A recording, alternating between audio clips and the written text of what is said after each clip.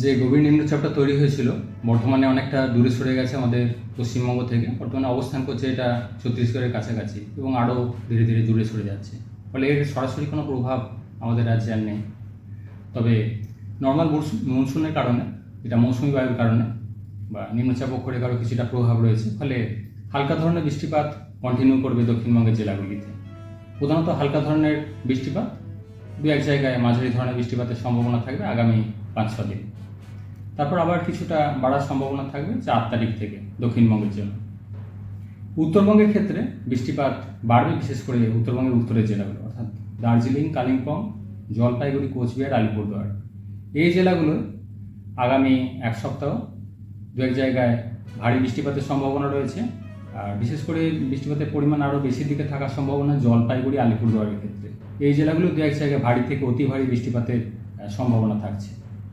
অন্যান্য জেলাগুলো মালদা, 2 দিনাজপুরে প্রধানত হালকা থেকে মাঝারি ধরনের বৃষ্টিপাতের সম্ভাবনা। বৃষ্টিপাত বেশি থাকার সম্ভাবনা উত্তরবঙ্গের উত্তরের 5টা জেলাতে।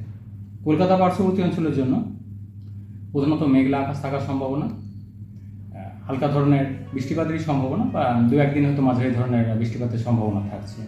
বৃষ্টিপাতের পরিমাণ এই মুহূর্তে খুব বেশি সেরকম থাকবে না কলকাতা পার্শ্ববর্তী এলাকার জন্য। প্রধানত হালকা ধরনের 2-1 দিন হয়তো মাঝারি ধরনের কোথাও কোথাও বৃষ্টিপাতের সম্ভাবনা থাকবে। তাপমাত্রা সর্বোচ্চ 32-এর কাছাকাছি কলকাতা পার্শ্ববর্তী অঞ্চলের জন্য। ফলে দিনের দিকটা কিছুটা হিউমিডিটি, আর্দ্রতা বেশি থাকার কারণে কিছুটা অস্বস্তি থাকবে আর্দ্রতার কারণে। তাপমাত্রা খুব বেশি নেই, ফলে কিন্তু আর্দ্রতার কারণে যেটা অস্বস্তি কন্টিনিউ করবে। আর হালকা বৃষ্টি মাঝে মধ্যে কন্টিনিউ করবে কলকাতা পার্শ্ববর্তী অঞ্চলের জন্য। যে সতর্কবার্তা কিছু সতর্কবার্তা এই মুহূর্তে খুব একটা উল্লেখযোগ্য কিছু নেই দক্ষিণবঙ্গের জন্য। উত্তরবঙ্গের ক্ষেত্রে উত্তরে 5টা জেলা অর্থাৎ দার্জিলিং, কালিম্পং, জলপাইগুড়ি, কোচবিহার, আলিপুরদুয়ার এই জেলাগুলোয় ভারী বৃষ্টিপাতের সতর্কতা রয়েছে।